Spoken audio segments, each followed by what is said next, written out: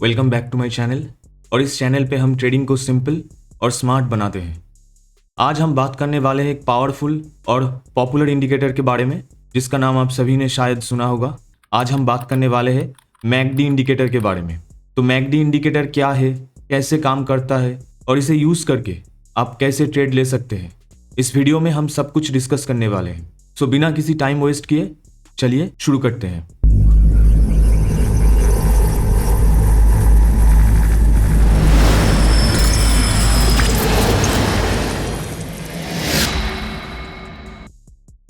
McD का full form है moving average convergence divergence. नाम थोड़ा कॉम्प्लेक्स लगता है लेकिन ट्रस्ट मी, इसे यूज़ करने का कंसेप्ट बहुत ही सिंपल है। ये एक मोमेंटम इंडिकेटर है जो ट्रेंड चेंजेस और आपके एंट्री एंड एग्जिट पॉइंट्स को ढूंढने में आपकी मदद करता है। मैकडी के मेनली 3 कंपोनेंट्स होते हैं। एक होता है मैकडी लाइन, दूसरा होता है उसका सिग्नल लाइन एंड तीसरा होता है हिस्टोग्राम। तो पहले तो हम ट्रेडिंग व्यू के ऊपर आ जाते हैं और यहाँ पे आप देख पा रहे हैं कि बैंक निफ्टी फ्यूचर्स का 5 मिनट्स का यहाँ पे चार्ट ओपन है। आपको इंडिकेटर सेक्शन में आना है और उसके बाद आपको सर्च करना है मैकडी। दिख रहा है आपको, मूविंग एवरेज कन्वर्जेंस डाइवर्जेंस। तो सबसे पहले हम समझते हैं कि मैकडी लाइन कैसे बनती है। सिंपल है, मैकडी का जो लाइन है वो 12 एक्सपोनेंशियल मूविंग एवरेज से 26 एक्सपोनेंशियल मूविंग एवरेज को माइनस करके बनता है। उसके बाद आता है सिग्नल लाइन जो कि एक 9 period exponential moving average of the McD line होता है। और उसके बाद आता है हिस्टोग्राम जो मैकडी लाइन और सिग्नल लाइन के बीच का जो डिफरेंस होता है उसे दिखाता है। और इसके बाद हम मैकडी के सेटिंग्स में आते हैं और जैसा कि आप देख पा रहे हैं कि इसका फास्ट लेंथ 12 EMA है और स्लो लेंथ 26 EMA है। जैसा कि मैंने आपको बताया कि मैकडी लाइन कैसे कैलकुलेट होता है, 12 EMA से माइनस करके 26 EMA का जो वैल्यू होता है वो माइनस करके उसके बाद चार्ट पे प्लॉट होता है। और इसके बाद आप देख रहे हैं इसका एक सिग्नल लाइन है जो कि 9 पीरियड EMA होता है। आपको यहाँ पे कुछ भी छेड़छाड़ नहीं करना। उसके बाद हम देखेंगे, देखिए ये है मैकडी लाइन, ये ब्लू वाला, ये दिख रहा है आपको। यहाँ पे मैं थोड़ा जूम कर देता हूँ। यहाँ पे ये वाला ब्लू वाला है मैकडी लाइन और इसका जो सिग्नल लाइन है ये ऑरेंज वाला है सिग्नल लाइन, ठीक है। और यहाँ पे हिस्टोग्राम, ये ग्रीन बार रेड बार आपको दिख रहा है यहाँ पे, ये है इसका हिस्टोग्राम। तो इसे हम जो इसका डिफ़ॉल्ट सेटिंग्स है उसे ही हम ओके कर देंगे, ठीक है। ओके कर दिया। अब हम बात करने वाले हैं कि मैकडी को कैसे यूज़ करते हैं। तो इसका जो सबसे पॉपुलर स्ट्रैटेजी है वो है क्रॉसओवर स्ट्रैटेजी। जब मैकडी लाइन सिग्नल लाइन को ऊपर से क्रॉस करता है that means a by signal, आपको वहाँ पे बाइंग का ट्रेड लेना है। और जब मैकडी लाइन सिग्नल लाइन को नीचे से क्रॉस करता है that means a cell signal, आपको वहाँ पे सेलिंग का ट्रेड फाइंड करना है। तो हम आ चुके हैं बैंक निफ्टी के फ्यूचर्स के चार्ट के ऊपर और जो स्ट्रैटेजी हमने डिस्कस किया उसे हम देखते हैं कि कैसे हम अप्लाई कर सकते हैं। तो दिख रहा है आपको यहाँ पे मैकडी में यहाँ पे सिग्नल आ चुका है। लेकिन मैं आप लोगों को एक बात बताना चाहता हूँ कि कोई भी इंडिकेटर 100% परफेक्ट नहीं होता। अगर आप किसी भी इंडिकेटर को यूज़ कर रहे हैं उसे आंख बंद करके भरोसा मत कीजिए, उसके साथ आप कुछ और यूज़ कीजिए। जैसे कि मैकडी के साथ आप प्राइस एक्शन को यूज़ कर सकते हैं। इसका मतलब सपोर्ट रेजिस्टेंस या फिर आप कोई ट्रेंड लाइन ड्रॉ कीजिए। यहाँ पे जो मैकडी का सिग्नल आया है इसका मतलब आपको यहाँ पे बाइंग के लिए अलर्ट हो जाना है। ये सिग्नल देखते ही आपको बाइंग यहाँ पे नहीं करना। तो मैं यहाँ पे बाइंग नहीं कर रहा हूँ, मैं वेट कर रहा हूँ प्राइस के यहाँ पे कंफर्मेशन का। ओके, आपको समझ में आया? तो देखते हैं यहाँ पे क्या होता है। देखिए प्राइस ऊपर जा रहा है, ऊपर जा रहा है। यहाँ पे एक रेड कैंडल बना फिर से। ओके, प्राइस नीचे आ रहा है। मैं एक काम करता हूँ, यहाँ पे एक ट्रेंड लाइन ड्रॉ करता हूँ।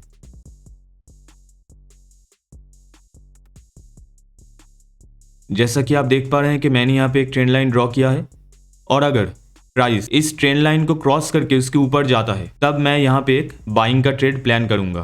फिलहाल तो ये नीचे आ रहा है। यहाँ पे देखिए, यहाँ पे इस ट्रेंड लाइन का ब्रेकआउट हो चुका है। तो मैं आपको थोड़ा जूम कर देता हूँ। यहाँ पे देखिए प्राइस ट्रेंड लाइन के ऊपर यहाँ पे क्लोजिंग दे चुका है। यहाँ पर मैं बाइंग करने वाला हूँ। इस कैंडल पे मैं एक लॉन्ग पोजीशन क्रिएट करूँगा, ठीक है। और उसके बाद फिर से हम प्ले कर देते हैं, देखते क्या होता है।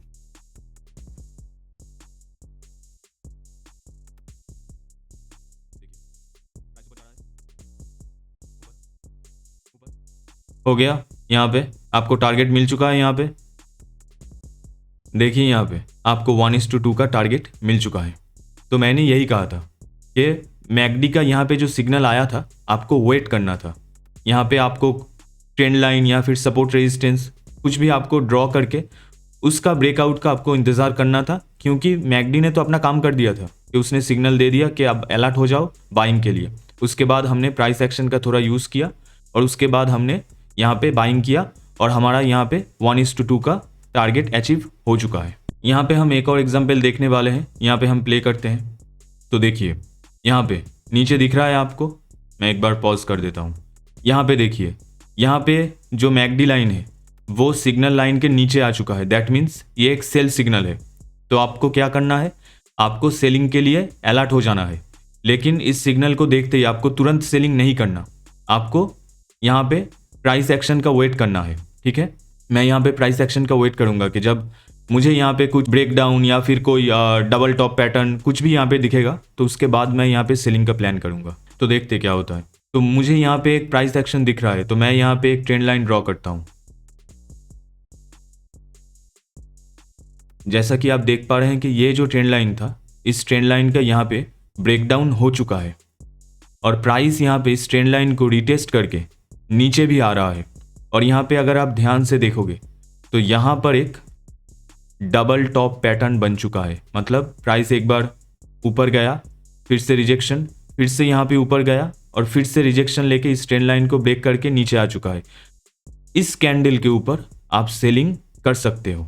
तो यहाँ पे मैं इस कैंडल के ऊपर यहाँ पे सेल करता हूँ। इस कैंडल पे मैंने सेल कर दिया है। यहाँ पे मैंने शॉर्ट किया था इस कैंडल पे। तो मेरा यहाँ पे ये है मेरा 1:1 का टारगेट। तो प्ले करते हैं। प्राइस नीचे आ रहा है,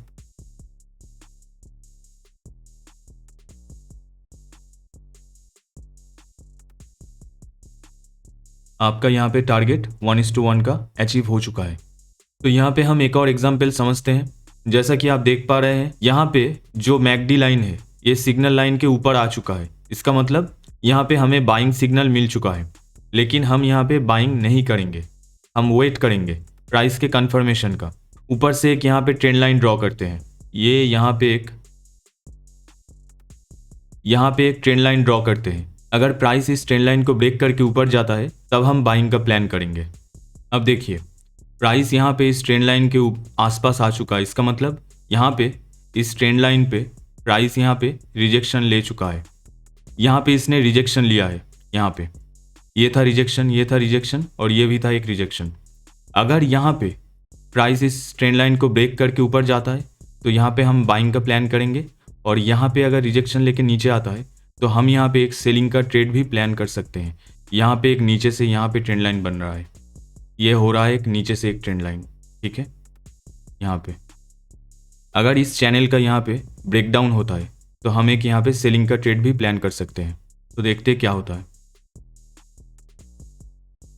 जैसा कि आप देख पा रहे हैं कि इस ट्रेंड लाइन का यहाँ पे ब्रेक हो चुका है और हमें यहाँ पे मैकडी पे पहले ही यहाँ पे एक सेलिंग सिग्नल मिल चुका था। तो हम क्या करेंगे, यहाँ पे हम सेलिंग करेंगे यहाँ पे। इसके बाद हम यहाँ पे प्ले करते हैं।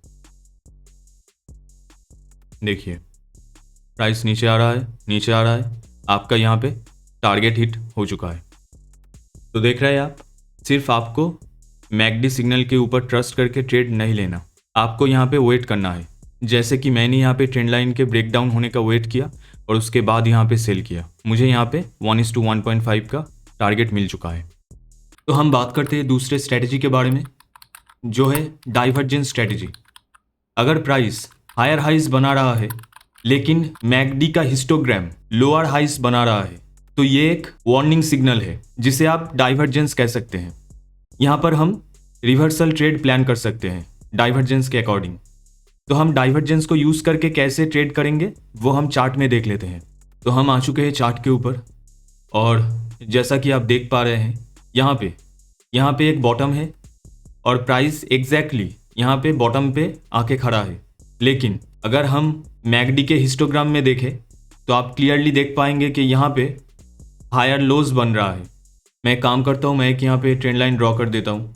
देखिए यहाँ से लेके यहाँ तक, यहाँ पे हिस्टोग्राम क्लियरली एक डाइवर्जेंस दिखा रहा है, तो इसे हम कहेंगे बुलिश डाइवर्जेंस।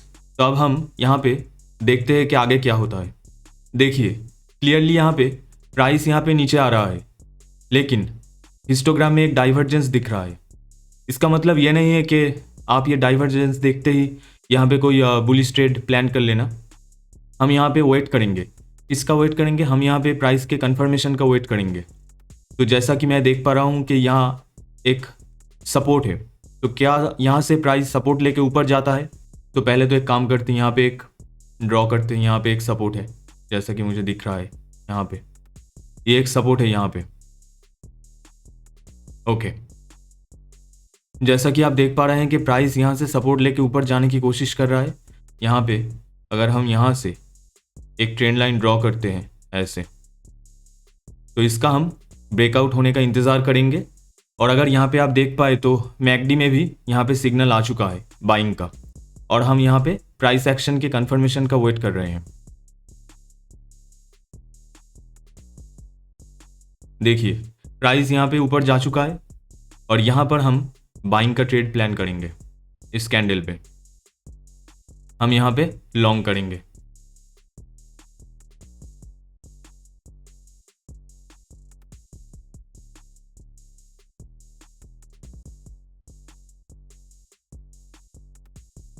मार्केट धीरे धीरे ऊपर जा रहा है। अगले दिन यहाँ पे गैप अप होता है और आपका यहाँ पे टारगेट अचीव हो जाता है। तो देखिए यहाँ पे हम एक और एग्जांपल देख लेते हैं। यहाँ पे देखिए प्राइस यहाँ पे हायर हाइज बना रहा है, ऊपर जा रहा है। लेकिन अगर आप मैकडी के हिस्टोग्राम को देखेंगे तो देखिए यहाँ पे क्लियरली डाइवर्जेंस दिख रहा है। मैं यहाँ पे एक ट्रेंड लाइन ड्रॉ कर देता हूँ। यहाँ से लेके प्राइस देखिए, आपको दिख रहा है ये क्लियरली डाइवर्जेंस है। इसे हम बियरिश डाइवर्जेंस कहेंगे। लेकिन यहाँ पे डाइवर्जेंस देखते ही ट्रेड मत लेना। यहाँ पे प्राइस के कंफर्मेशन का वेट करना है हमें, ठीक है? मतलब डाइवर्जेंस के साथ हम अलर्ट हो जाएंगे कि यहाँ पे हमें फ्रेश बाइंग नहीं करना, यहाँ पे हमें सेलिंग अपॉर्चुनिटी फाइंड करना है। तो एक काम करते हैं, यहाँ पे फिर से हम प्ले कर देते हैं, देखते क्या होता है आगे। मैं यहाँ पे एक ट्रेंड लाइन ड्रॉ करता हूँ। पहले काम करते हैं, यहाँ पे एक ट्रेंड लाइन यहाँ पे ड्रॉ करते हैं। तो यहाँ पे जैसे कि आप देख पा रहे हैं कि ट्रेंड लाइन का यहाँ पे ब्रेकडाउन हो चुका है। तो यहाँ पे हम सेल साइड का प्लान करेंगे। यहाँ पे हम सेल करते हैं, ठीक है? ओके, यहाँ पर हम शॉर्ट करेंगे यहाँ पे। अब देखते आगे क्या होता है।